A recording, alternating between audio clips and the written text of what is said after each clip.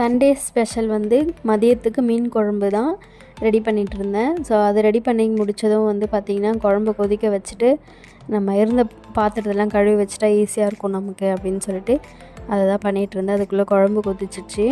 மீன் வந்து அந்த மாதிரி ஒட்டினா தான் நம்ம குழம்பு ரெடி ஆகிடுச்சி நம்ம மீன் போடுறதுக்கு அப்படின்னு சொல்லிட்டு அர்த்தம். ஸோ மீனெல்லாம் போட்டு முடித்ததும் கொஞ்சம் நேரம் கொதிக்க வச்சு ஆஃப் பண்ணிவிட்டு அதுக்கப்புறம் வறுக்கிறதுக்கு தேவையான மசாலா வந்து போட்டுட்ருந்தேன். நான் வந்து குழம்பு மசாலா, குழம்பு மிளகாய் தூள் வீட்டில் நம்ம ரெடி பண்ணுவோம் இல்லையா, அது மட்டும் தான் யூஸ் பண்ணுவேன். அது இஞ்சி பூண்டு பேஸ்ட்டு, கொஞ்சமாக கார்ன்ஃப்ளவர் மாவு போட்டுக்கலாம், அவ்வளோதான். கொஞ்சம் புளி தண்ணியை சேர்த்துக்கலாம், அப்படி இல்லைன்னா லெமன் சேர்த்துக்கலாம். 65வும் ரெடி பண்ணிகிட்டு இருந்தேன் சைட்லேயே. ஃபிஷ் ஃப்ரை வந்து ரெடி பண்ணியாச்சு ஃபஸ்ட்டே.